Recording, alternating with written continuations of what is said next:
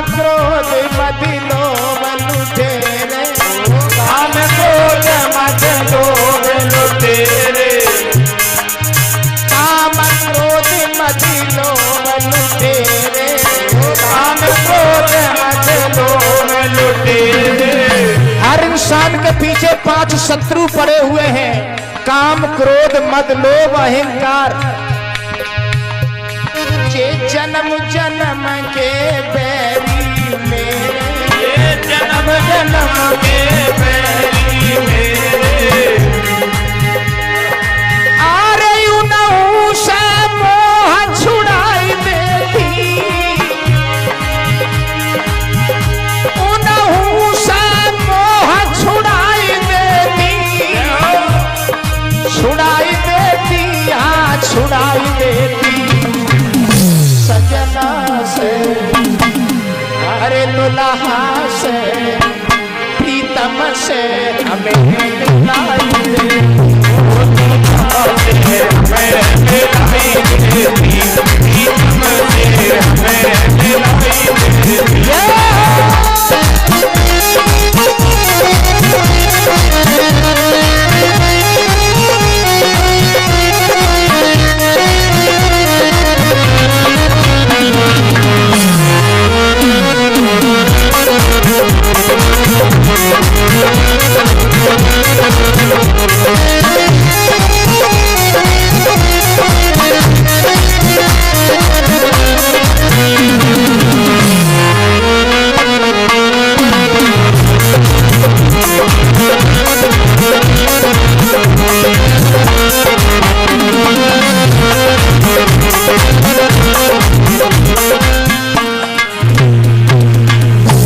पंच भौतिक शरीर से जब आत्मा निकलती है परीक्षित जी, तो आगे लिखा कबीरदास जी ने,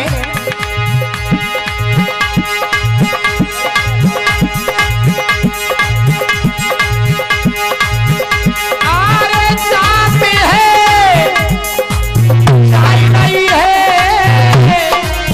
जाई रही है भैया जाई रही है, दुनिया सजाए धनो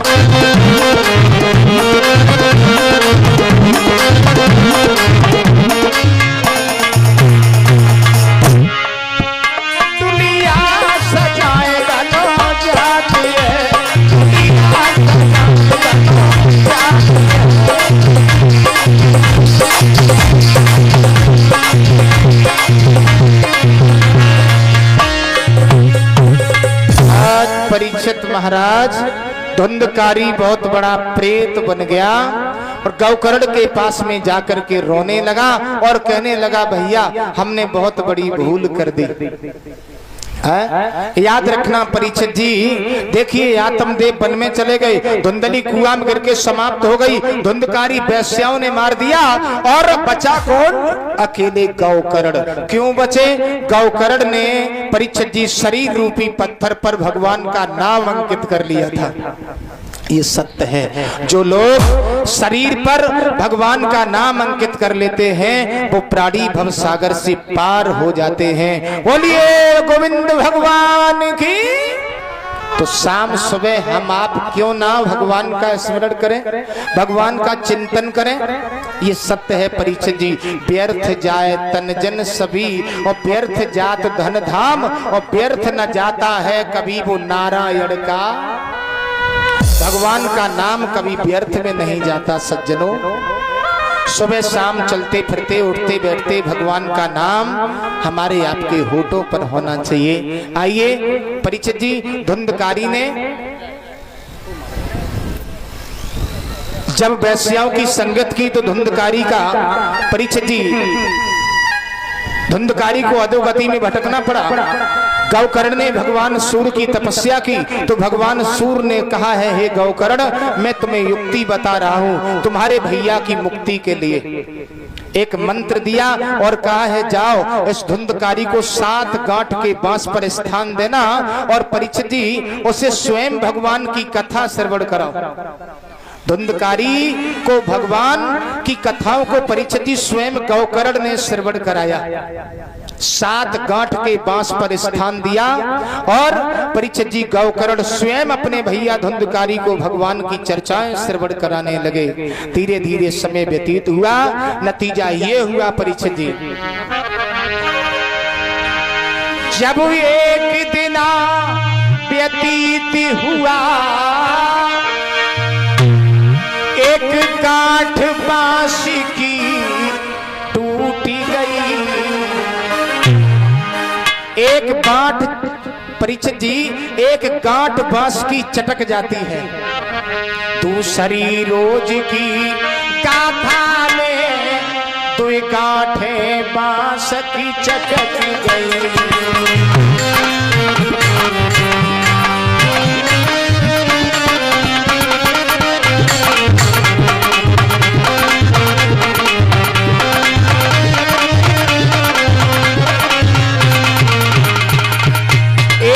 व्यतीत हुआ, एक गांठ चटक जाती है सज्जनों, दूसरे रोज की गाथा में 2 गांठें चटक जाती हैं।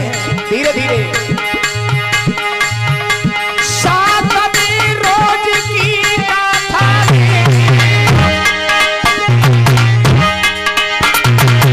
और वह शुभ सप्ताह विधान हुआ। 7 गांठें बांस की चटक गई, उस पापी का निर्वाण हुआ।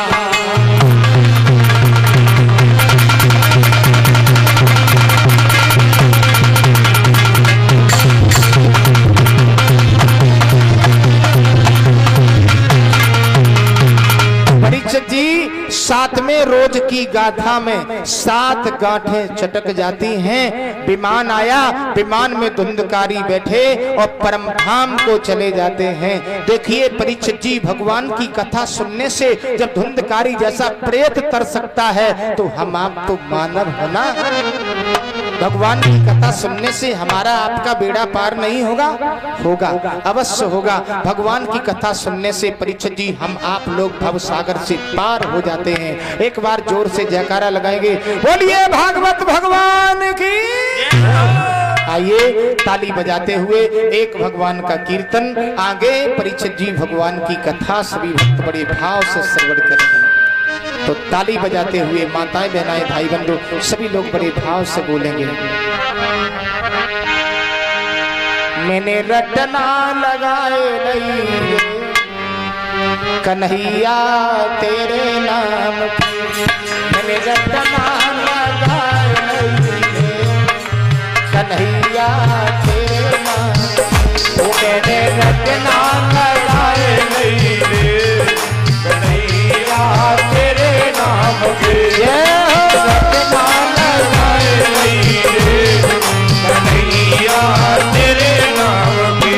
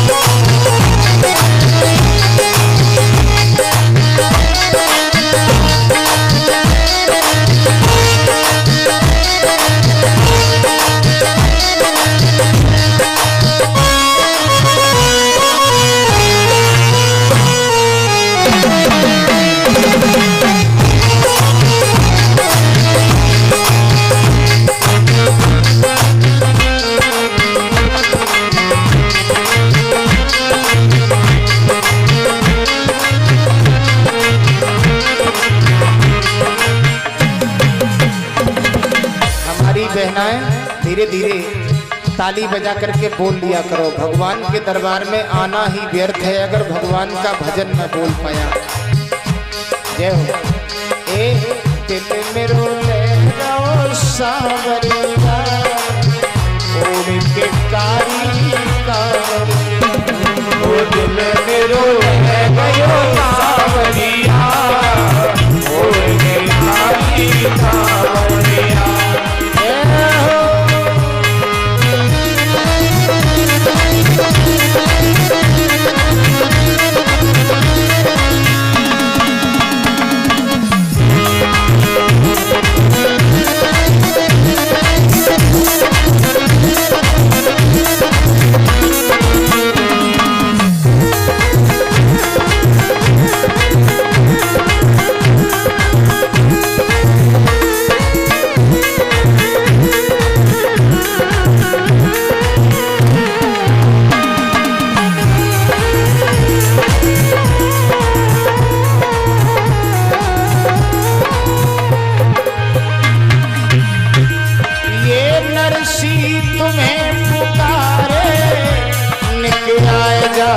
बंशी बारे, नरसी तुम्हें पुकारे, आए जाओ बंशी बारे।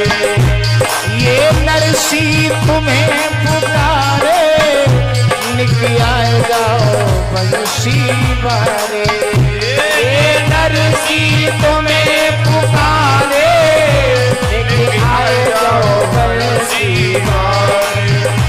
और पाँच भराइया सावरिया, ओढ़ के कारी पाँच भराइया सावरिया, ओढ़ के कारी।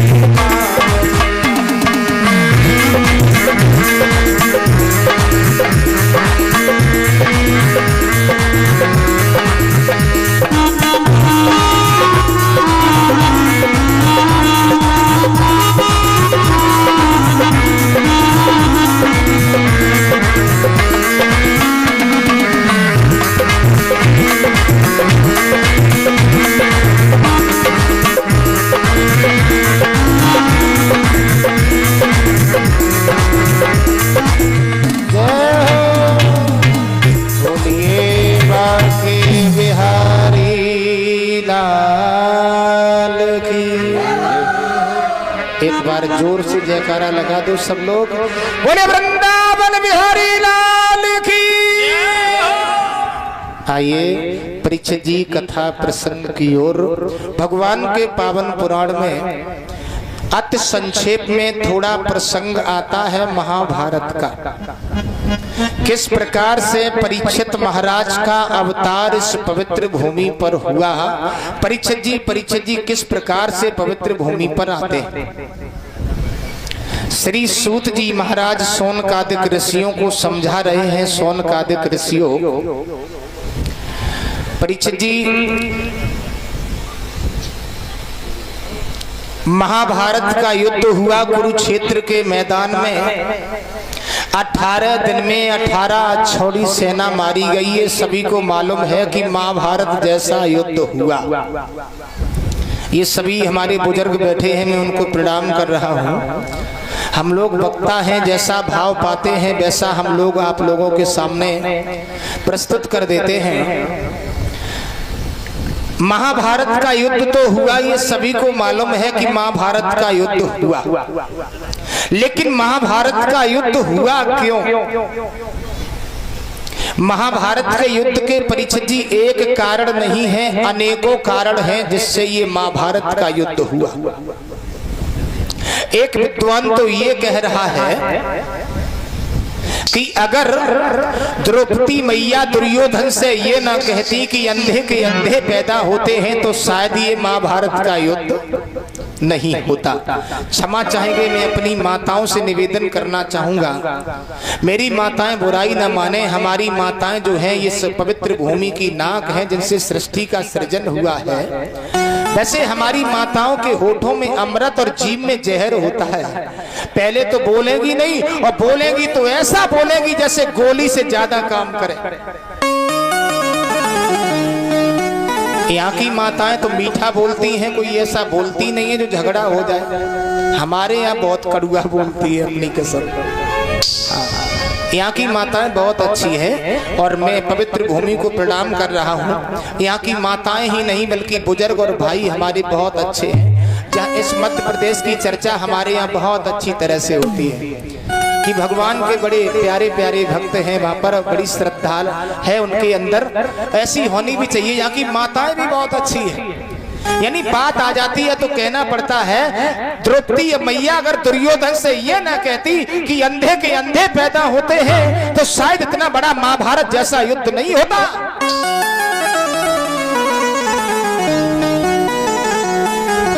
प्यारे,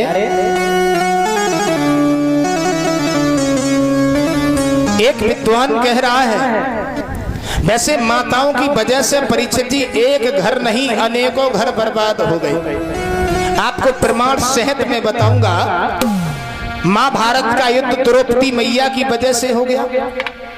ये विद्वानों का मत है, लेकिन मेरा कहना यह है कि एक घर नहीं। जरा गौर करें सभी लोग कि नारी की बातन में बड़े बड़े बिगड़ गए।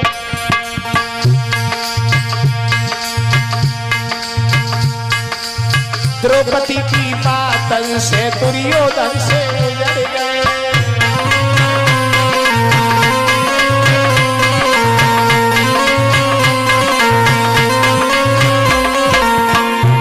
जरा गौर करें सभी लोग, कैकई की बातन में दशरथ भी चले गए। देखो श्री राम जी ने मन में भारी दुख सहे।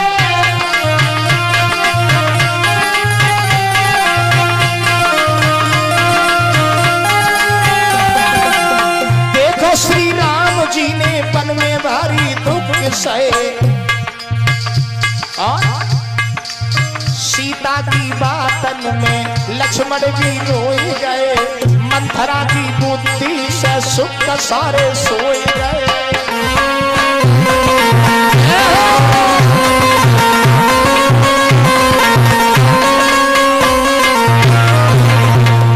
प्यारे भक्तों, एक नहीं माताओं, आज की माताओं में तो कोई कमी है ही नहीं। ये पहले की बात बता रहा हूं। मेनका के आगे गुरु विश्वामित्र हार गए। भूले तपस्या और डूब मजा धार गए।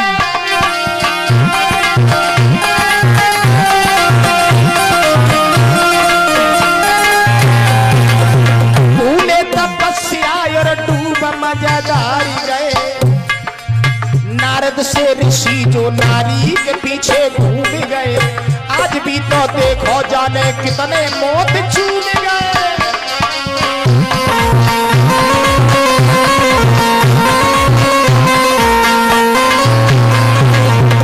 परीक्षित जी, बड़े बड़े पैरन वाले वो भी ना पार गए। नर की तो बात छोड़ो, देवता भी हार गए।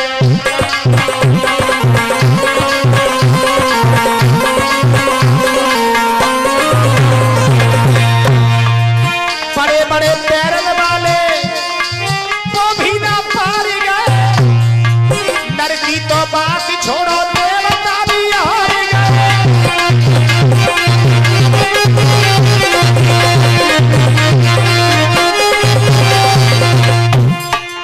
नर की तो बात छोड़ो, देवता भी हार गए। बड़े बड़े पैरन वाले वो भी ना पार गए। नर की तो बात छोड़ो, देवता भी हार गए।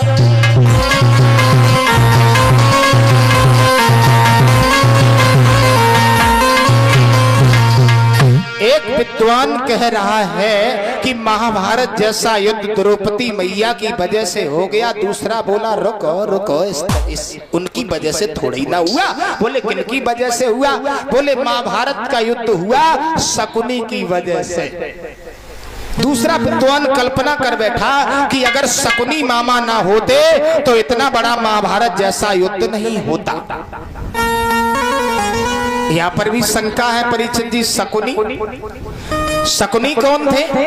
ये शकुनी जो थे महाराज, ये धृतराष्ट्र के साले थे, जिन्होंने परीक्षित जी महाभारत जैसा युद्ध करवाने में कसर नहीं छोड़ी। क्षमा चाहेंगे परीक्षित जी, पहले तो एक ही शकुनी थे, लेकिन अब गांव-गांव में 2-4 शकुनी पैदा हो जाते हैं, लड़ाई करवा के और खेतों में जाके बैठ जाते हैं। याद रखना सज्जनों, शकुनी ना होते जो धृतराष्ट्र के साले थे। वैसे माफी चाहेंगे परीक्षित जी, बात आ गई तो कहना पड़ रहा है, अगर कोई रिश्तेदारी में आए हों तो बुराई ना माने हो। और खासकर बात है हरविलास भैया नहीं आए, वो साले लगते हैं यहाँ। वैसे साले जो होते हैं इनके खेल बड़े निराले होते हैं, ये ऊपर से बड़े गोरे होते हैं लेकिन अंदर से बड़े काले होते हैं जो साले होते हैं। वैसे माफी चाहेंगे, आजकल तो पीढ़ी दर पीढ़ी कोई ना कोई किसी का साला, कोई किसी का साला, लेकिन आज के साले में कोई कमी है ही नहीं। आज की बात नहीं कह रहा हूं, पहले की बात कह रहा हूं, जरा गौर करें। जिस घर में साला रहता है उस घर का गया निकलती वाला है, और है ना कम दम जीजाओं के सालन में गजब कर डाला है।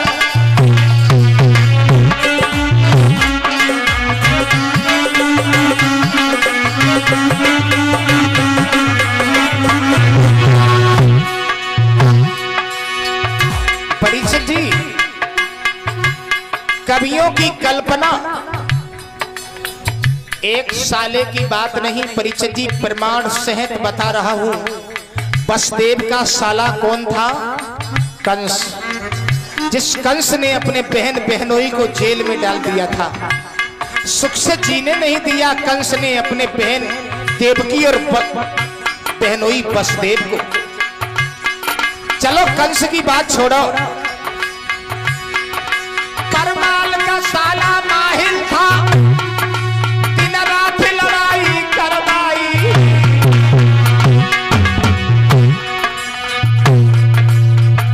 बड़े बड़े योद्धा मारे, आला उदल गए करवाई।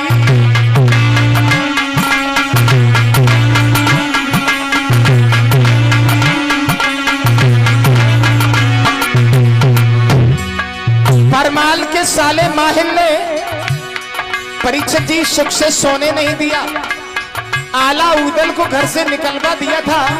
इसीलिए साले को सस्ता मत समझो, चाहे समझो गरम मसाला है। ना कम नम चीजों के साले में गजब कर डाला है।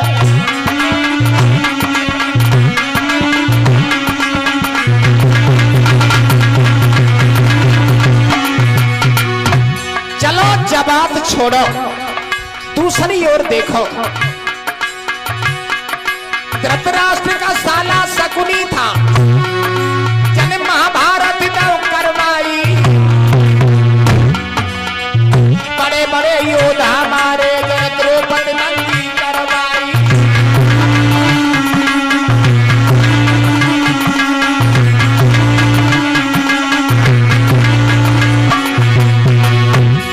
साले को घर का मत समझो, साले को घर का मत समझो, क्या समझो पिसियर काला है।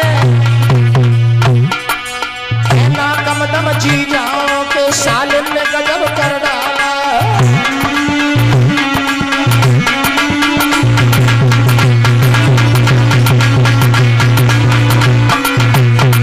परीक्षित जी, एक विद्वान कह रहा है कि महाभारत जैसा युद्ध शकुनी की वजह से हो गया, लेकिन हमारा मानना तो ये है परीक्षित जी, हमारे बुजुर्ग बैठे हैं, क्षमा करना, कि महाभारत जैसा युद्ध ना तो द्रौपदी की वजह से हुआ और न शकुनी की वजह से हुआ। महाभारत का युद्ध हुआ है परीक्षित जी ईमानदारी के बीच में। जब बेईमानी की नीतियां प्रवेश हो गई तो महाभारत तो होना ही होना है।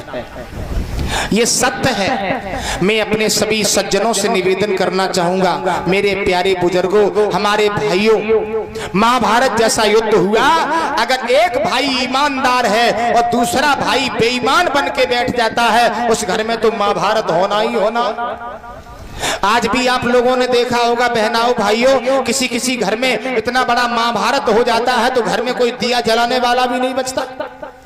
थोड़ी सी जगह के पीछे, थोड़ी सी जमीन के पीछे, थोड़ी सी जायदाद के पीछे भाई भाई में लड़ लड़ करके परीक्षित जी अपने जीवन को समाप्त कर लेते हैं।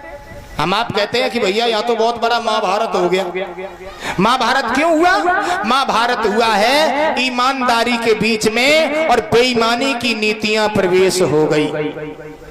परीक्षित जी, जहां पर एक भाई ईमानदार होगा, दूसरा भाई बेईमान बन जाएगा, उस घर में तो महाभारत युद्ध होना ही होना है।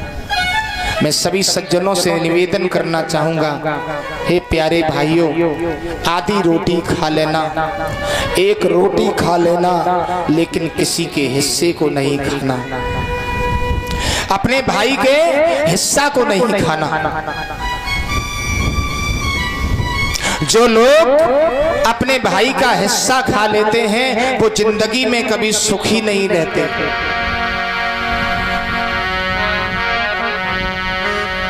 बेईमानी का वृक्ष बुरा है, बेईमानी का वृक्ष बुरा है, कोई लगा के देख ले,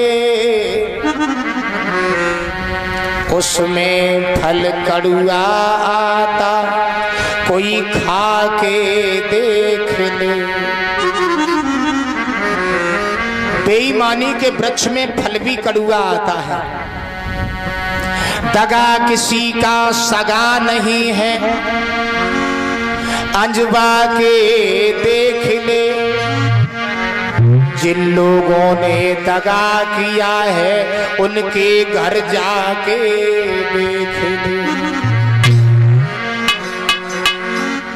बेईमानी के वृक्ष में फल भी कड़वा आता है। प्यारे भक्तों, महाराज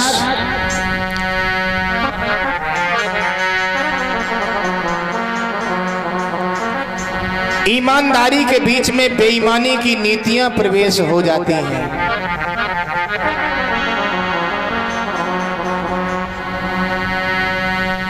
एक शंका और है, महाभारत जैसा युद्ध तो हुआ, लेकिन महाभारत जैसा युद्ध परीक्षित जी कुरुक्षेत्र के मैदान में ही काय को हुआ? एक हमें छोटा सा प्रमाण मिला। महाभारत जैसा युद्ध कुरुक्षेत्र के मैदान में क्यों हुआ और किसी दूसरी जगह पर क्यों नहीं हुआ? जरा ध्यान दें सभी लोग। श्रवण कुमार के माता का नाम था चंद्रकला और पिता का नाम था उद्यालक मुनि। ये परीक्षित जी नेत्रहीन थे। श्रवण कुमार अपने माता और पिता को टोली में बैठाल करके तीर्थ यात्रा कराने को ले जा रहे थे।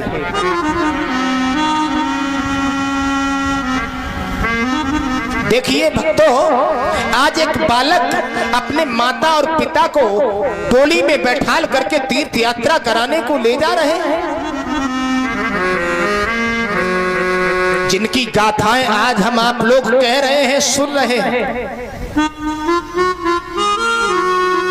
अगर अच्छे विचार, अच्छे आचरण श्रवण कुमार के नहीं होते तो आज हम आप उनकी कथा का उल्लेखन नहीं करते। मैं अपने भाइयों से निवेदन करूंगा, एक श्रवण कुमार अपने माता पिता को डोली में बैठा सकते हैं, तो क्या हम अपने माता पिता की सेवा नहीं कर सकते? क्या मैं अपने माता पिता के सुबह उठ करके चरणों को नमन नहीं कर सकते?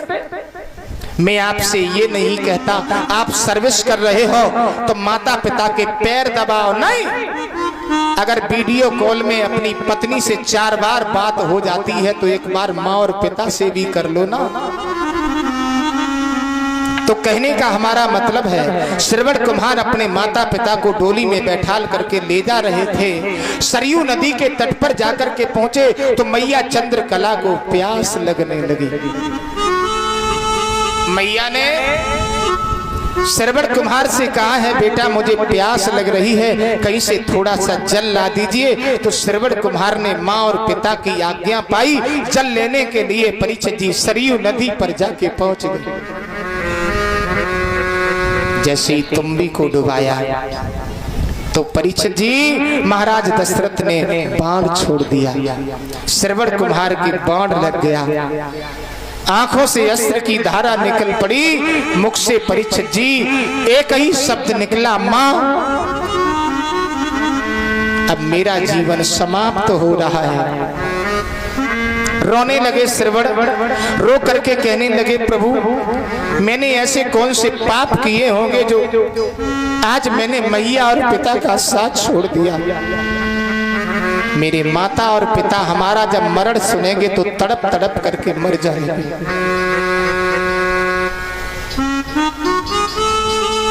मैंने हाथों से कभी कोई पाप नहीं किया, मैंने मुखार बिंद से किसी को ऐसा शब्द नहीं कहा जो किसी को गिला नहीं हो, लेकिन आज मैं अपने जीवन को छोड़ रहा हूं, अपने प्राण त्याग रहा हूं। तड़पने लगे श्रवण कुमार और कहने लगे, भैया जिस किसी ने हमारे बाण मारा हो उसने एक हत्या नहीं 3-3 हत्याएं कर डाली। मेरे माता और पिता जब मेरा मरण सुनेंगे तो तड़प तड़प करके उसी वन में मर जाएंगे।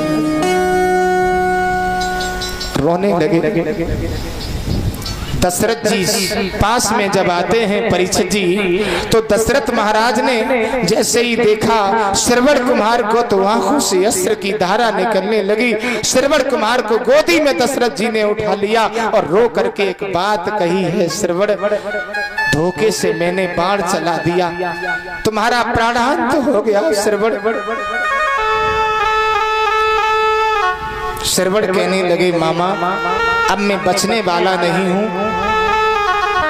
मेरी जिंदगी का ये आखिरी दिन है, ये आखिरी श्वासें निकलने को जा रही है।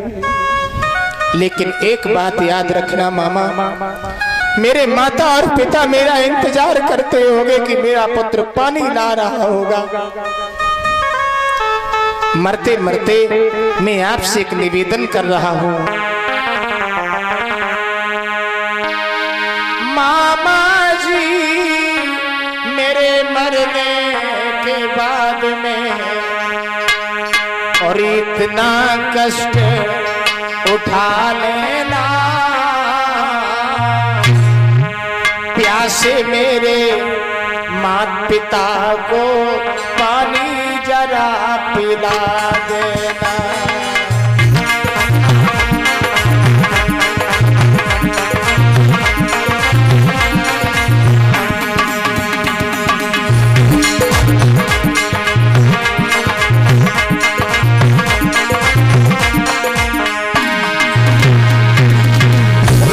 श्रवण और कहते हैं, मामा एक बात याद रखना, ओ मामा जी मेरे मरने के बाद और इतना कष्ट उठा लेना, प्यासे मेरे माता पिता को पानी जरा पिला देना।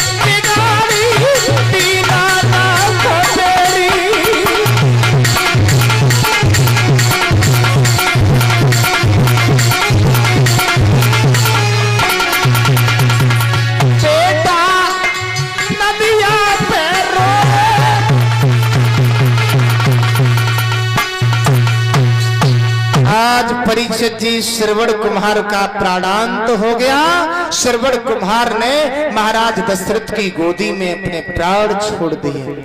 महाराज दशरथ ने पानी उठा लिया और पानी लेकर के परीक्षित जी आज चल देते हैं मैया चंद्रकला और उद्यालक मुनि के पास में।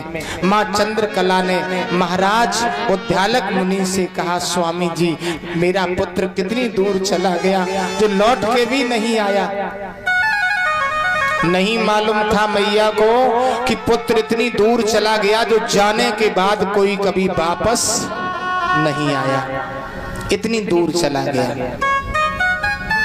परीक्षित जी तब तक दशरथ महाराज पहुंच जाते हैं। दशरथ जी के पैरों की आहट जब सुनी है मैया ने, तो मैया ने कहा है लगता है हमारा बालक आ गया।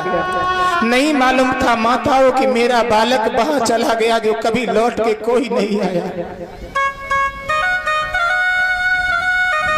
चंद्रकला ने आवाज लगाई, श्रवण इतनी देर हो गई तुम कहां चले गए थे? प्यासों के मारे मेरा गला सूख गया।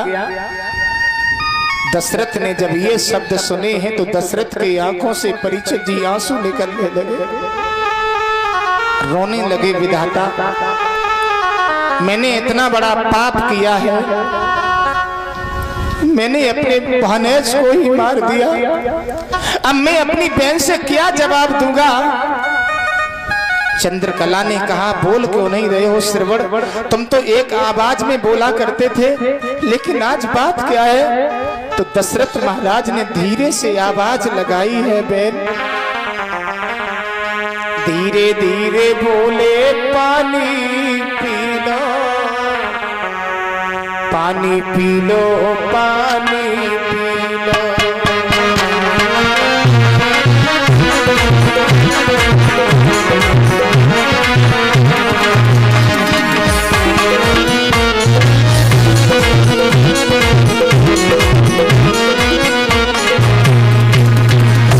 बोले लेके कमंडल आया है, ऐसे वचन सुनाया है। धीरे धीरे बोले पानी पी लो, पानी पी लो, पानी पी लो।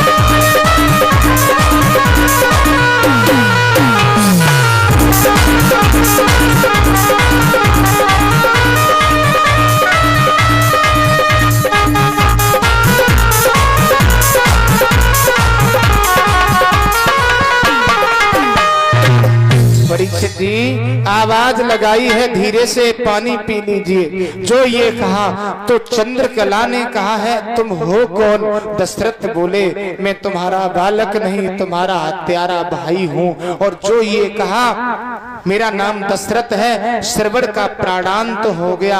माताओं जो मैया ने ये सुना है कि मेरा पुत्र मर गया, मैया डोली से लुढ़क पड़ी, पिता उद्यालक मुनि भी लुढ़क पड़े। एक पुत्र विरह में परीक्षित जी आज माँ चंद्रकला और उद्यालक मुनि उसी वन में सर को पटकने लगे। दशरथ तुमने ये अच्छा नहीं किया, मेरा बालक तुमने मार दिया, बुढ़ापे की लाठी को तोड़ दिया तुमने। मैं अपने पुत्र विरह में तड़प तड़प के मर जाऊंगी। माताओं जिस माँ और पिता के सामने एक जवान पुत्र खत्म हो जाए, मैया का हृदय टूट जाता है, पिता का कलेजा फट जाता है, पिता का बुढ़ापा बिगड़ जाता है। मैया चंद्रकला रोने लगी और कहने लगी दशरथ अंतिम बार मुझे पुत्र के पास पहुंचा दो, मैं पुत्र को प्रेम कर लूं। उद्यालक मुनि चंद्रकला का हाथ पकड़ा दशरथ ने, श्रवण कुमार के पास में ले जा करके पहुंच गए। मैया ने अपने बेटा के मुखार बिंद पर मुखार बिंद रख लिया, तड़पने लगी माँ और कहने लगी लाल एक बार हमसे कुछ कह देते, मुझे जल पिला देते।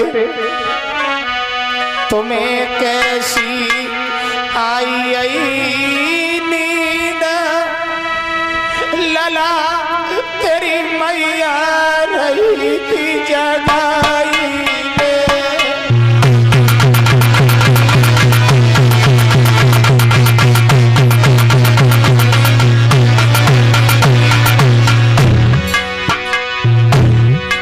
रोने लगी वो मैया, रोने लगी वो मैया और कहने लगी लाल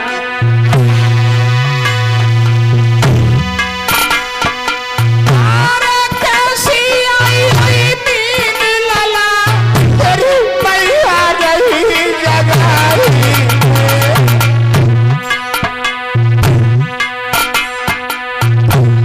लगी रही बारी प्यास लला कर पानी दिए निभाई।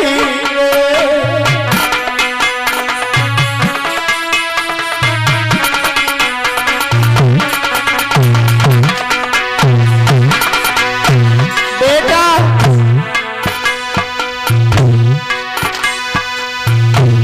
तेरे पीछे तेरे पिता ने दर दर ठोकर खाई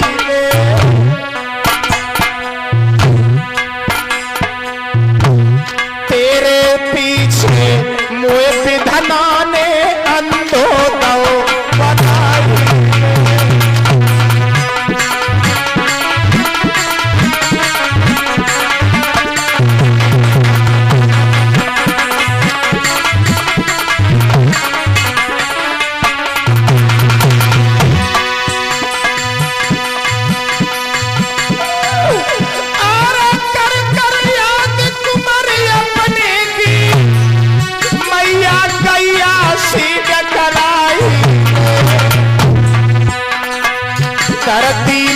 फट जाइए पाप न जाए में कोई में समाई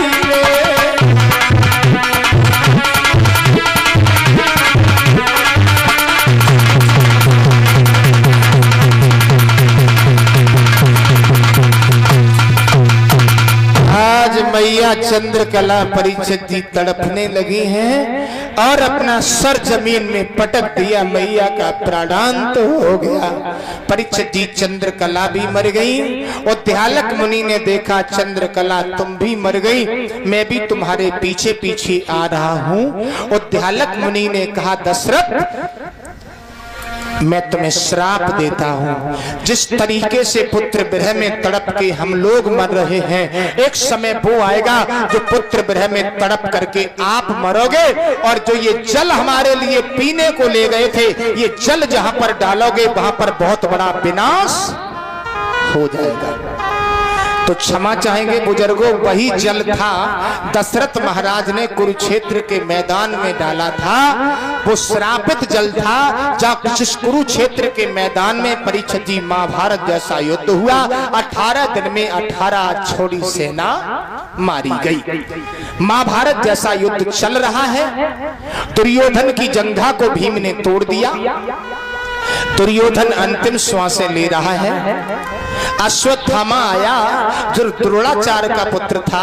अश्वत्थामा ने दुर्योधन से सवाल किया है।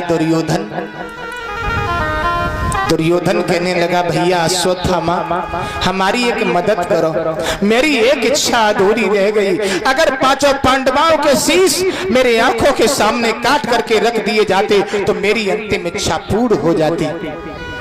अश्वत्थामा कहने लगा दुर्योधन ये भी कोई बड़ी बात है, अभी मैं गया 5 पांडवों के शीश काट के ले आऊंगा। ऐसे चल दिया जैसे तितलियों के पंख तोड़ने को जा रहा। भाग खड़ा हुआ। 5 पांडव तो नहीं परीक्षित जी, द्रौपदी मैया के साथ में 5 बालक लेटे हुए थे। 5 बालक। परीक्षित जी अश्वत्थामा ने 5 बालकों को देखा, तलवार उठाई, पांचों बालकों का शीश अश्वत्थामा ने धड़ से अलग कर दिया। पांचों पांडवों के शीश नहीं, पांचों बालकों के शीश लेकर के दुर्योधन के सामने आकर के रख दिए। दुर्योधन ने जैसे ही शीश पकड़ा तो शीश फूट गया। दुर्योधन ने कहा, अश्वत्थामा तुमने ये अच्छा नहीं किया, तुमने तो हमारे कुल का दीपक बुझा दिया। ये पांडवों के नहीं, बच्चों के शीश हैं। अश्वत्थामा ने कहा, दुर्योधन आज तुझे वंश दिखाई देने लगा? दुर्योधन कहने लगा, हाँ तूने तो मेरे कुल का दीपक बुझा दिया। तो अश्वत्थामा कहने लगा, सुन दुर्योधन, एक बात मैं तुम्हें बताऊं।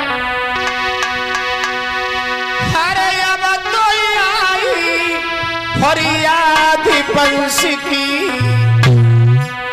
आज तुम्हें वंश की याद आई।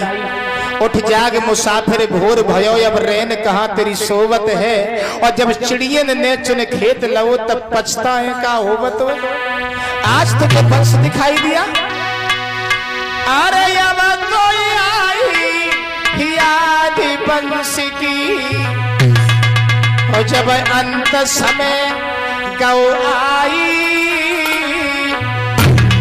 और जय याद पहले आए जाती तो होती माई लड़ाई।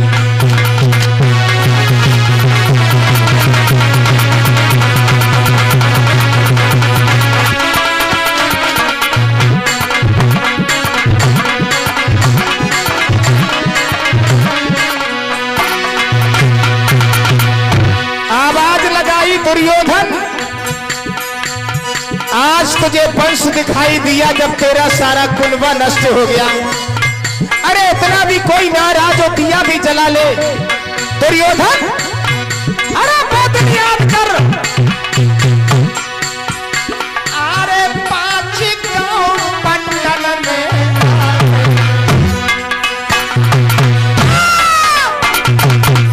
बोले, पांच गांव तब तूने न दया बिचारी, अधर्म के पीछे दुर्योधन हुई गई तेरी खुआरी।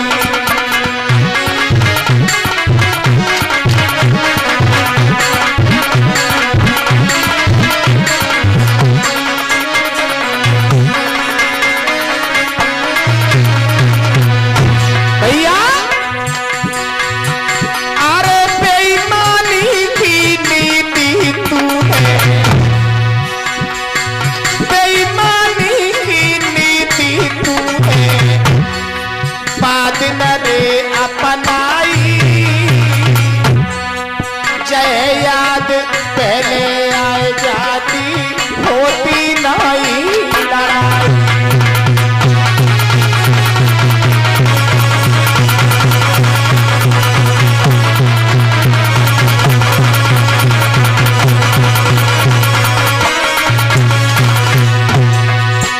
अरे अब तो आई याद धर्म की, जब अंत समय गौ आई, याद पहले आए जाती होती नहीं लड़ाई।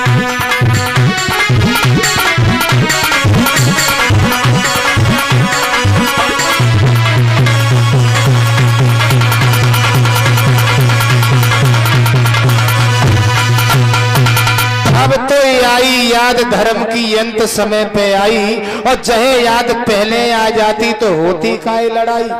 आज दुर्योधन तुम्हें वंश दिखाई दे रहा है, आज तुझे कुल का दीपक दिखाई दे रहा है। परीक्षित जी, इधर तो दुर्योधन रो रहा है और इधर द्रौपदी मैया के जब नेत्र खुले हैं लला, तो क्या देखा, पांचों बालकों की माताओं लोथें पड़ी हैं और शीश नहीं है।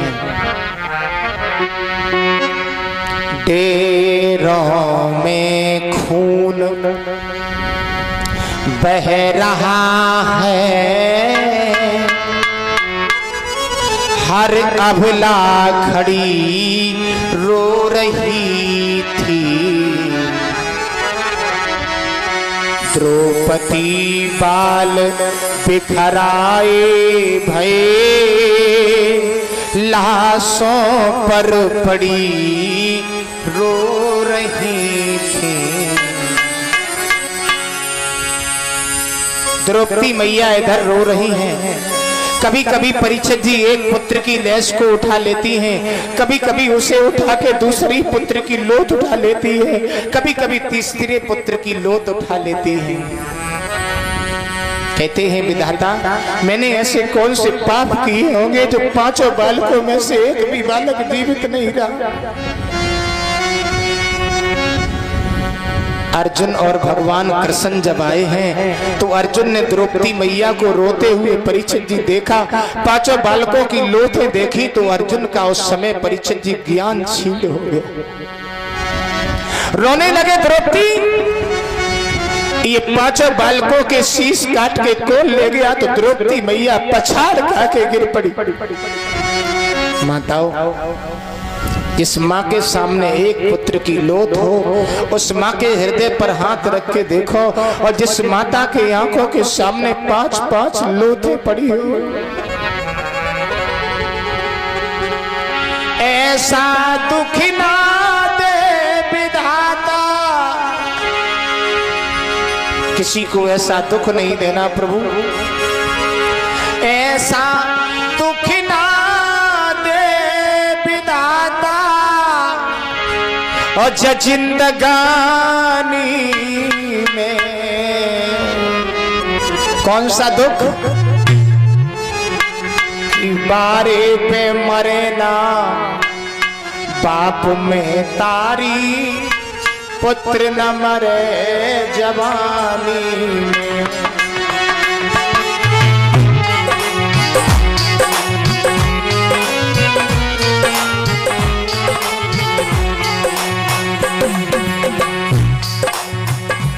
ऐसा प्रभु दुख किसी को नहीं देना मेरे गोविंद, ऐसा कष्ट किसी को नहीं देना। बालापन में जिस पुत्र के माता और पिता बुजुर्गों गुजर जाते हैं, उस पुत्र का प्रेम चला जाता है, उसकी जिंदगी नहीं रहती।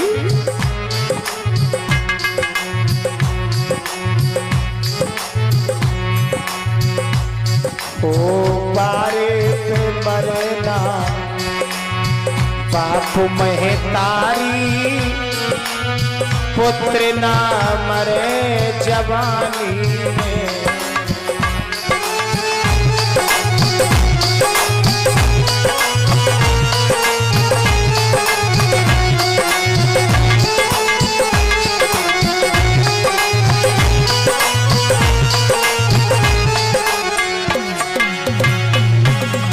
और कहती है मां द्रौपदी, ओ मैया रोई रही आंगन में,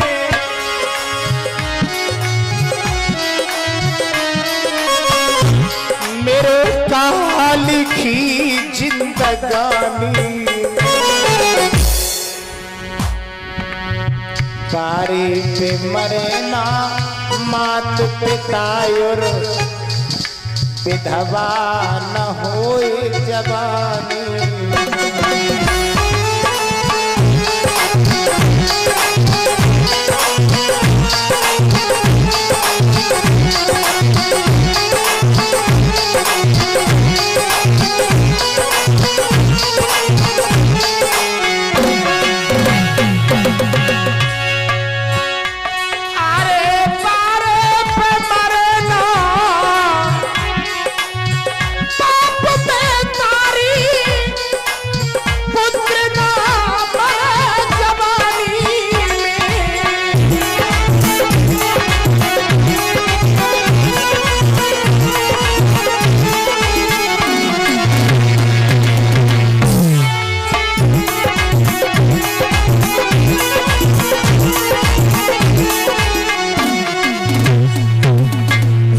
ऐसा दुख भगवान किसी को नहीं देना। परीक्षित जी, अर्जुन महाराज को भगवान कृष्ण ने समझाया है, देखो अर्जुन रो नहीं, मौत का समय जो निश्चित है वो उसी समय पर आएगी। जिस घड़ी मौत आ जाएगी वो घड़ी न टलने पाएगी। द्रौपदी तुम रो नहीं, जिस नीच ने हमारे बालकों के शीशों को काटा है उसे मैं पकड़ के ले आऊंगा। चले हैं भगवान कृष्ण और अर्जुन। परीक्षित जी चलते चलते पहुंच गए, अश्वत्थामा को पकड़ लिया भगवान कन्हैया अर्जुन ने, पकड़ करके द्रौपदी के सामने ला करके खड़ा कर दिया, नंगी तलवार हाथ में दे दी और कहा द्रौपदी इस नीच के टुकड़े टुकड़े कर दो। और जो ये परीक्षित जी कहा तो द्रौपदी मैया ने तलवार ले ली और तलवार उठा करके जैसे ही चलानी चाहिए, द्रौपदी के हृदय में दया का भाव जागृत हो गया। और ये सत्य है परीक्षित जी, द्रौपदी मैया जो है ये दया का रूप है। सोचने लगी द्रौपदी, अगर मैंने इसे मार दिया तो हमारे पुत्र तो जीवित नहीं होंगे, लेकिन इस माँ की तरह से जब इसकी माँ मरण सुनेगी इसका, तो हमारी तरह से इसकी माँ भी रोएगी, क्योंकि माँ माँ होती है। द्रौपदी मैया ने परीक्षित जी तलवार हाथ से छोड़ दी और कहा भगवान मैं इसके ऊपर तलवार नहीं चला सकती, इसको मारने से मेरे पुत्र जीवित नहीं होंगे। तो अर्जुन ने कहा धन्य है द्रौपदी, जिस द्रौपदी के सामने, जिस माँ के सामने 5-5 लोथे पड़ी हो और उसका कातिल आंखों के सामने खड़ा हो, उस माँ के हृदय में दया नहीं। नहीं द्रौपदी, आज मुझे पता चला है द्रौपदी,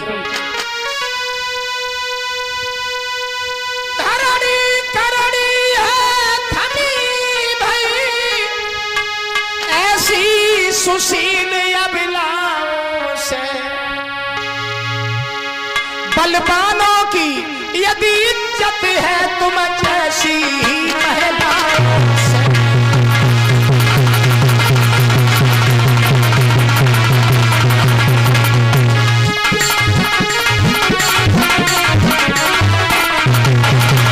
आवाज लगाई द्रौपदी, धन्य है तुम्हारे जैसी पतिव्रता देवी को।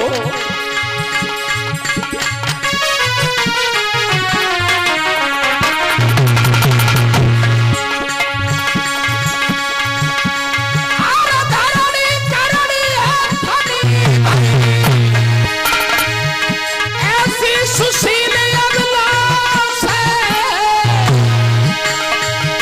बलवानों की यदि इज्जत है तुम जैसी।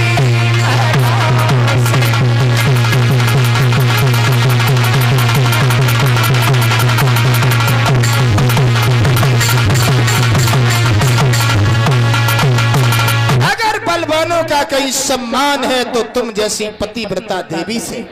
धन्य है तुम जैसी पतिव्रता देवी द्रौपदी, आज तुमने एक अपने 5 बालकों के कातलों को छोड़ दिया। अर्जुन ने परीक्षित जी देखा द्रौपदी मैया ने उसे छोड़ दिया, भीम बोले हम तुम्हें जीवित नहीं छोड़ेंगे।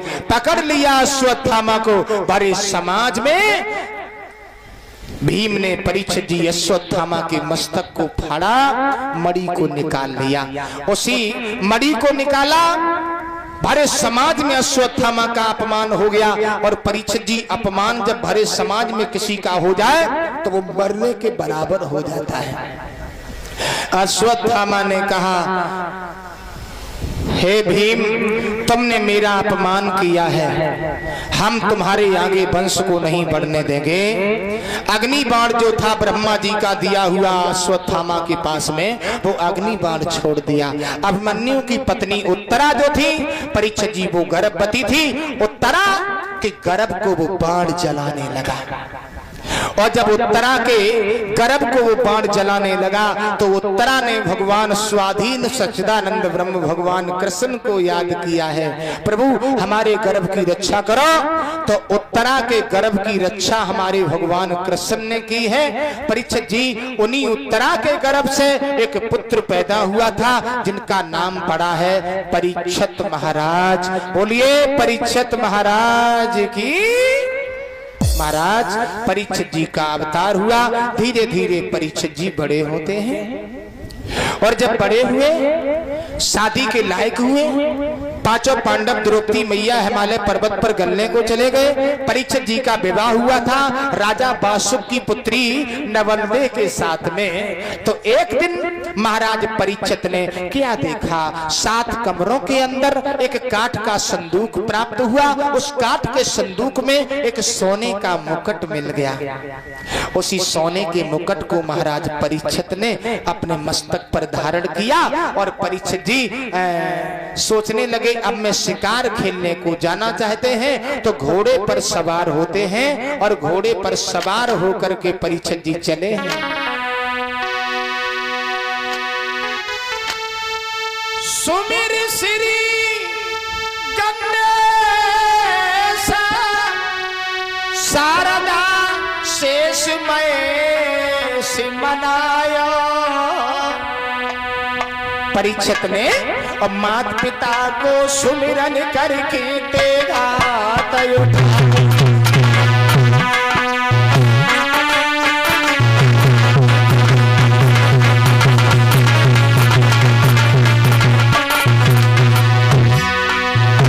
महाराज परीक्षित शिकार खेलने को जा रहे हैं भक्तों।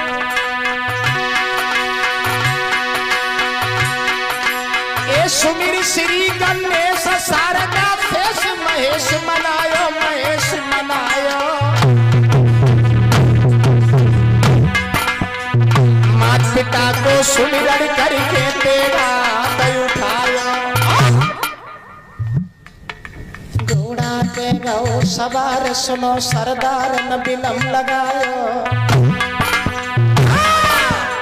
विकट बनी में जब राजा घुसिया,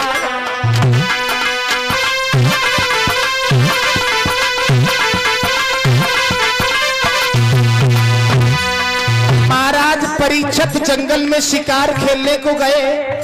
शिकार तो नजर नहीं आया, लेकिन उस वन में क्या देखा महाराज ने, एक गैया बड़ी दिखाई है और पीछे बेलूला होए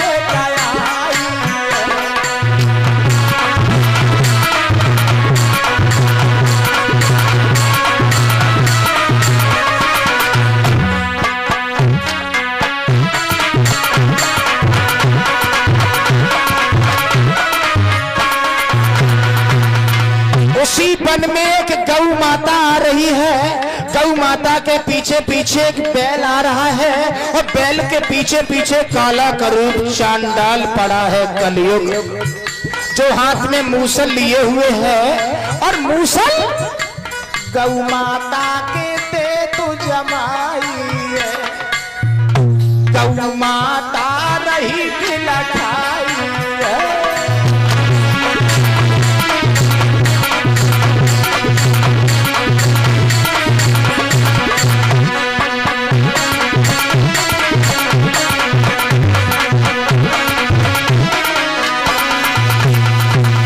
परीक्षित जी ने देखा, परीक्षित जी जब घोड़े से नीचे उतरे हैं तो उस वन में महाराज ने एक दृश्य देखा। एक गौ माता आ रही है माताओं, और गौ माता के पीछे पीछे एक बैल आ रहा है। उसी बैल के पीछे पीछे काला कुरूप चांडाल पड़ा हुआ है कलयुग, जो हाथ में मूसल लिए हुए है। कभी कभी बैल के मूसल मार देता है और कभी कभी गौ माता के मार देता है। परीक्षित जी पर ये देखा नहीं गया। परीक्षित जी ने जैसे ही देखा गौ माता को मारते हुए, गौ माता रमा रही है, चिल्ला रही है, तो परीक्षित जी ने चुमकार करके गौ माता को पास में बुलाया, इधर आइए, कौन हो तुम? गौ माता बोली, मैं गौ माता नहीं हूँ, और मैं पृथ्वी हूँ। रो काहे को रही हो? ये काला कलूटा इंसान मुझे मार रहा है, मुझे बचा लीजिए। रो नहीं, हमारे पास आओ। गौ माता को पास खड़ा कर लिया, इसके पास पीछे पीछे बैल आ गया। भैया क्या हुआ? हमें भी बचा लीजिए। कौन हो तुम? मैं बैल नहीं हूँ, और मैं धर्म हूँ, धर्म। परीक्षित जी ने बैल को भी पास में खड़ा कर लिया। जैसे ही गौ माता और बैल के आंखों में आंसू देखे तो परीक्षित महाराज ने नंगी तलवार निकाली, और तलवार निकाल करके उस कलयुग के ऊपर जैसे ही चलानी चाहिए, एकदम से कलयुग के हाथ से वो मूसल छूट के गिर गया। कलयुग हाथ जोड़ के खड़ा हो गया। आप हमें क्यों मार रहे हो? परीक्षित जी कहने लगे, मैं तुझे इसलिए मार रहा हूं कि तू अवगुड़ी है। तू गौ माता और बैल को मार रहा है, तुझे मालूम नहीं है? क्या समझ लिया इतनी जल्दी पारथ का जमाना बीता है? और मूर्ख, तुझको पता नहीं ये पारथ अंश तो जीता है। अब की बार तूने हाथ उठाया तो इसी हाथ को काट के रख दूंगा, समझ गया? कलयुग बोला, काय को मार रहे हो? परीक्षित बोले, तू अवगुड़ी है, अवगुड़ी। कलयुग बोला, रुक, अवगुड़ी है, पूरी बात सुन लिया करो। परीक्षित बोले, क्या बात सुनूं तेरी? तो कलयुग बोला, सुनिए महाराज, हमारे अंदर अवगुण नहीं है, गुण भी है। बोले, गुण कैसे है? बोले, सुना कि राजन दुनिया कसी नहीं, गेहूं के भीतर गुण भी है। अरे एक व्यक्ति पे नजर करो, कछु गुण है, कछु अवगुण भी है।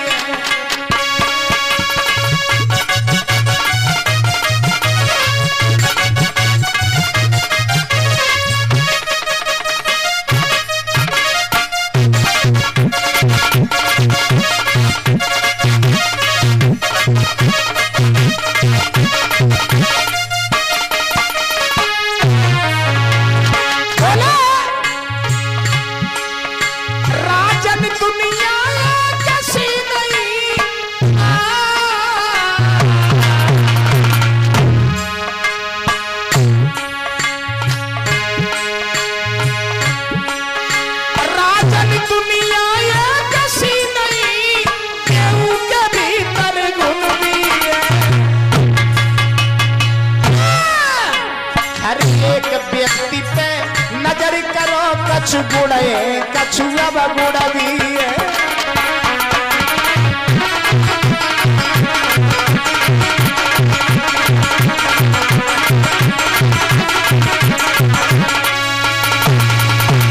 आवाज लगाई है कलयुग ने, देखो महाराज परीक्षित, राजन दुनिया एक सी नहीं, और गेहूं के भीतर गुण भी है। और हर एक व्यक्ति पर नजर करो तो कछु गुण है तो कछु अवगुण भी। एक न एक अंदर किसी के अगर गुण है तो उसके अंदर कोई ना कोई तो अवगुण अवश्य छुपा होगा, और किसी के पास अवगुण ही अवगुण है तो उसके अंदर कोई ना कोई तो गुण होगा। परीक्षित बोले, तेरे अंदर तो कोई गुण है ही नहीं। कलयुग बोला, चिल्ला काहे को रहे हो? पूरी बात सुनो, हमारे अंदर बहुत सारे गुण हैं। परीक्षित बोले, कौन कौन गुण है बताओ? तो कलयुग बोला, महाराज सुनो, हमारे अंदर बहुत सारे गुण हैं। पहला गुण तो हमारे अंदर एक है। सतयुग त्रेता द्वापर में हजारों वर्ष महात्मा चबर ऋषि जैसे तपस्या करते करते मर गए और भगवान के दर्शन न आए, और मेरे राज्य में भजन करने की कोई जरूरत नहीं। कलयुग केवल नाम आधारा, और सुमिर सुमिर नर उतरे हैं। शाम सुबह भगवान का नाम लो, प्राणी भव सागर से पार हो जाता है। परीक्षित बोले, बहुत बढ़िया आदमी है। कलयुग बोला, अभी क्या हुआ? पूरी बात सुन लिया करो, बीच मत बोला करो, समझ गए? हाँ, अभी और सुनो। सतयुग त्रेता द्वापर में किसी बहन बेटी के ऊपर कोई बुरी दृष्टि डाल देता था, उसे मनसा पाप लग जाता था। मेरे राज्य में ऐसा कुछ नहीं है। मेरे राज्य में शाम को भगवान का नाम लो, सारे पाप मोक्ष हो जाते हैं। कलयुग बोला, परीक्षित बोले तू तो बहुत अच्छा व्यक्ति। बोले कलयुग बोला अभी क्या हुआ हो सुनो। सतयुग त्रेता द्वापर में इस जन्म में करो, अगले में भरो। हमारे युग में ऐसा नहीं है, यही करो, यही भरो, यही मरो, यही बरो, 13 दिनों के बाद में टरो। कैसी रही? परीक्षित बोले तू तो बहुत बढ़िया आदमी है। कलयुग बोला तुम मार काहे को रहे हो, तो क्या करें? बोले हमें रहने की जगह दो। परीक्षित महाराज बोले अब हम तुम्हें रहने की जगह देंगे, हम समझ नहीं पाए, तुम तो बहुत अच्छे हो। कलयुग बोला तो महाराज रहने की जगह दो। परीक्षित जी बोले सुनो, रहने की जगह हम तुम्हें दे रहे हैं। पहली जगह जहां पर मदरा का पान होता हो, शराब पी जाती हो। कलयुग बोला ये जगह सही नहीं है। जुआ खेला जाता हो, ये भी जगह ठीक नहीं है। तो तीसरी जगह माता पिता का अनादर होता हो, गुरु महात्माओं का अपमान होता हो, उस जगह पर चले जाओ। कलयुग बोला और कोई जगह? परीक्षित जी बोले जहां पर सोना हो, बेईमानी का धन हो। है कलयुग ने देखा बेईमानी का धन महाराज परीक्षित सर के ऊपर लगाए हुए थे। जो मुकुट धारण किए हुए थे वो मुकुट मगध के राजा जरासंध का था। भीम जबरदस्ती छीन के ले आए थे। भाई मुकुट परीक्षित जी मस्तक पर धारण किए हुए थे। कलयुग की नजर जैसे ही पड़ी, भैया अरे नहीं पलकी देर लगा।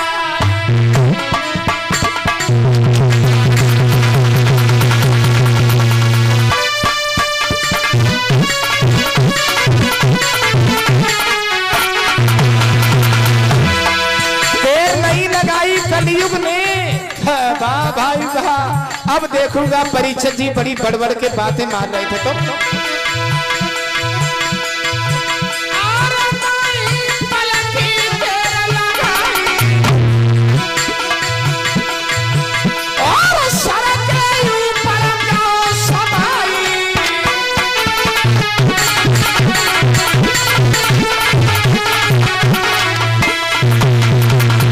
सर के ऊपर सवार हो गया कलयुग। और जब कलयुग सवार हुआ तो महाराज परीक्षित की बुद्धि ने काम करना बंद कर दिया। कोई कलयुग ले लो पग के बीच निभाई, होली गई शीश मनाई।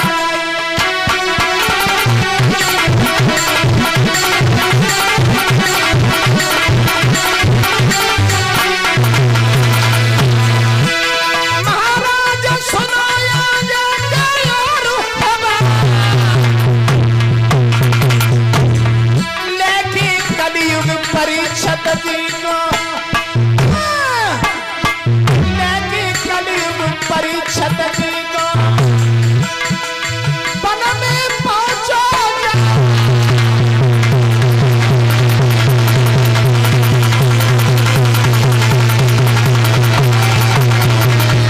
भैया कैसी लीला परंपर मुसीबत सर पे बन रहा है।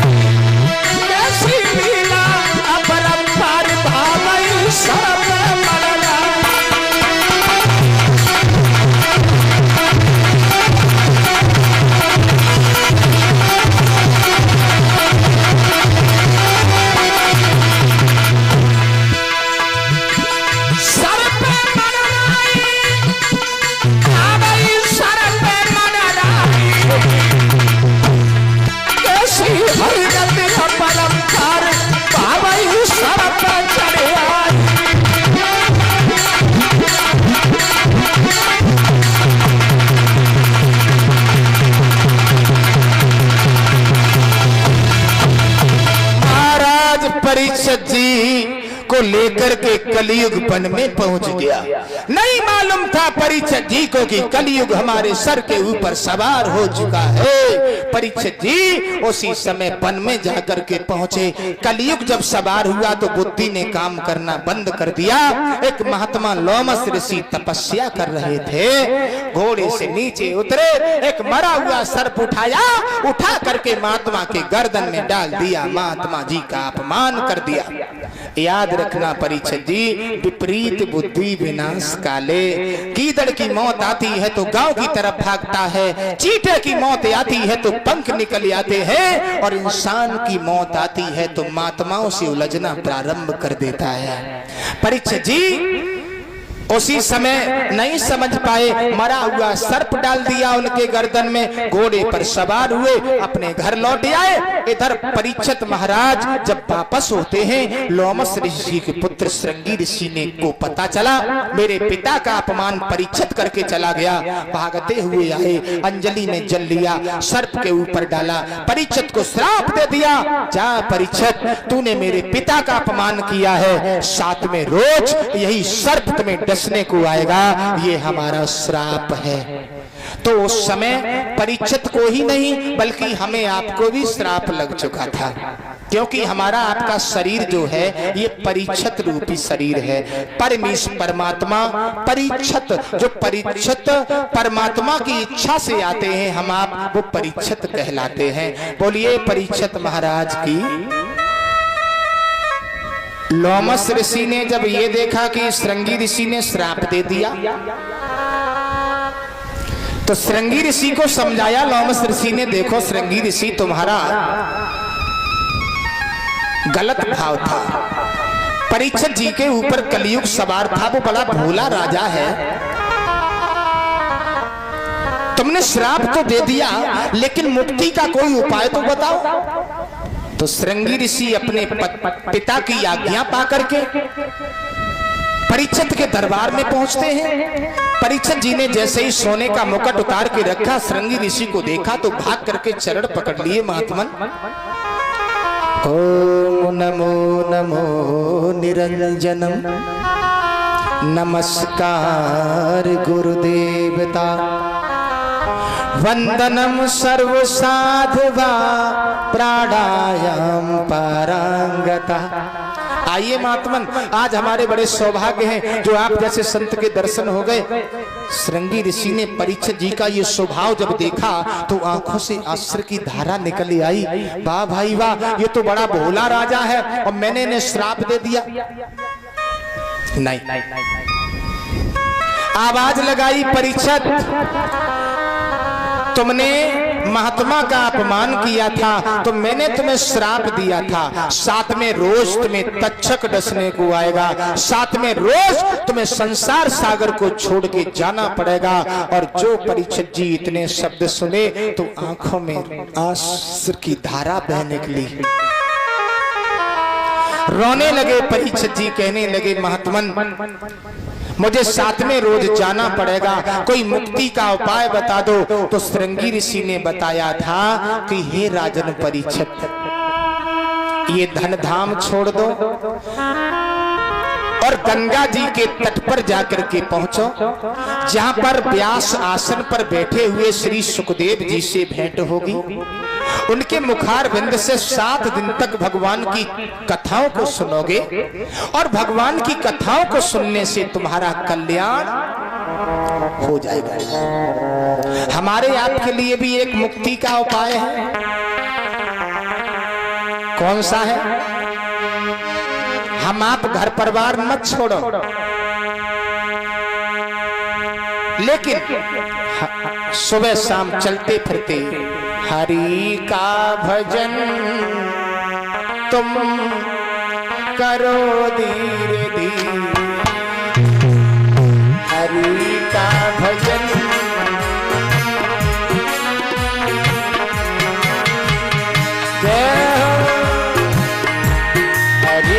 भजन तुम करो धीरे धीरे, धीरे धीरे ताली बजाते हुए एक बार सभी लोग, लाइव चल रही है तो सभी लोग ताली बजाएंगे, क्योंकि तुम करो धीरे धीरे।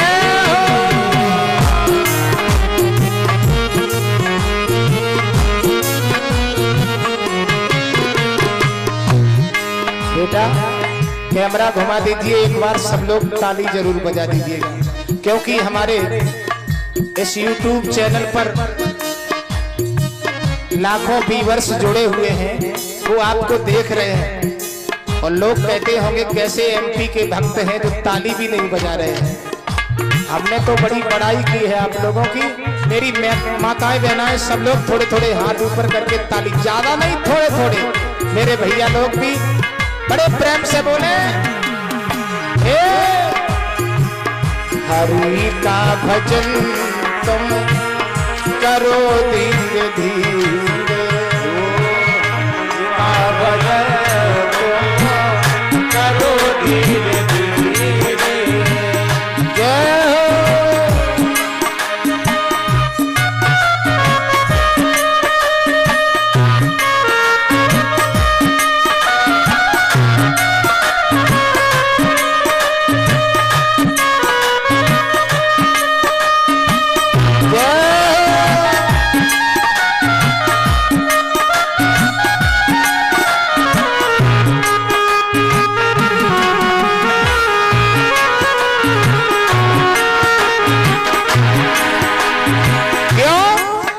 भगवान का स्मरण सुबह शाम हमें आपको करना चाहिए। आप लोगों ने अभी देखा होगा, थोड़े समय पहले कोरोना जैसी बीमारी आई थी, करोड़ों लोग जान गवा बैठे। क्यों गवा बैठे? क्योंकि हमारी आपकी आस्था जो है भगवान से थोड़ी हट रही है। उस परम पिता परमात्मा के चरणों में हम आप लोग सुबह शाम ध्यान नहीं लगाते, जिस गोविंद ने हमें आपको इस पवित्र भूमि पर भेज दिया। सुबह शाम भगवान का स्मरण करें सभी लोग। अभी आप लोगों ने एक और घटना सुनी होगी, हाथरस में 120 लोग जान गवा बैठे। मैं सभी अपनी माताओं बहनाओं से निवेदन करना चाहूंगा, अपने भाइयों से निवेदन करना चाहूंगा, आप लोग किसी बाबाओं के चक्कर में ना पड़े। अपने पति सास ससुर की सेवा करें।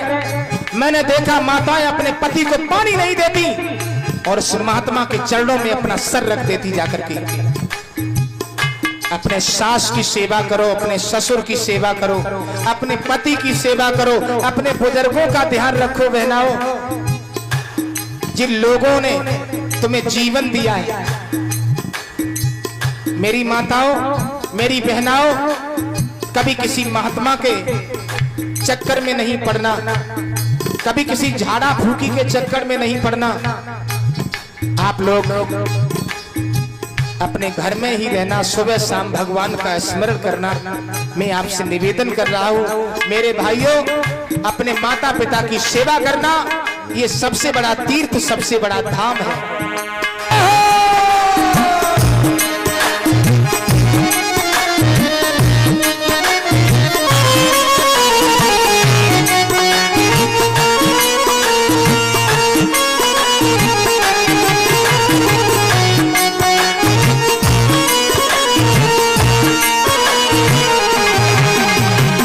हमारी आपकी आयु धीरे धीरे जा रही है। दादाजी कभी पता लगा पाया कि कब जवानी आई, कब लड़कपन चलो गो, और कब जवानी गई, कब बुढ़ापे ने दबा लिया, पता ही नहीं चला।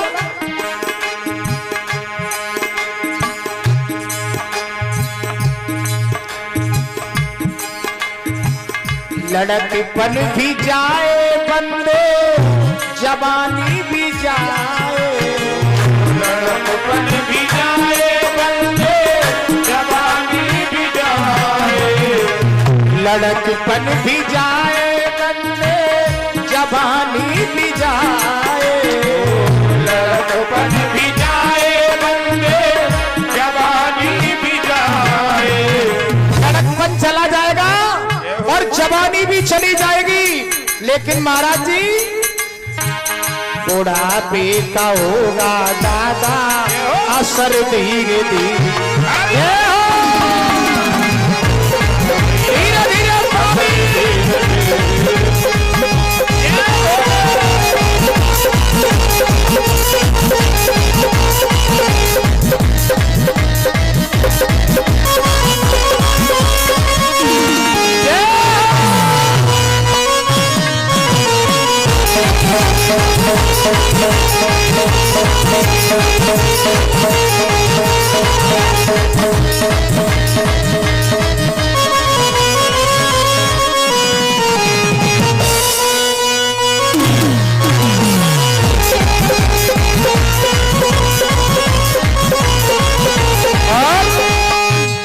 एक बात और बताऊं आपको, भगवान 3 नोटिस भेजता है, 3।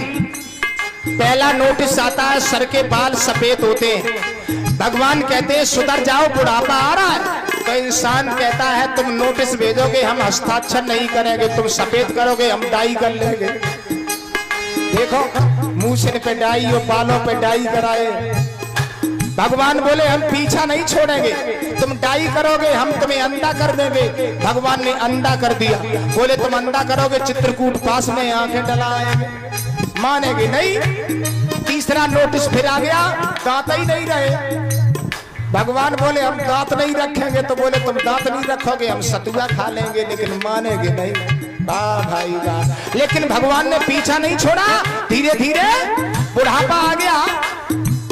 तेरे हाथ पाँव में पल ना रहेगा, तेरे हाथ पाँव में पल ना रहेगा। बुढ़ापा जब आएगा तो हाथ पाए काम करना बंद कर देंगे, ये शरीर भी साथ छोड़ देगा प्यारे। ओ तेरे हाथ पाँव में पल ना रहेगा, तेरे हाथ पाँव में पल ना रहेगा। लाला झुकेगी तुम्हारी दादा कमर धीरे धीरे।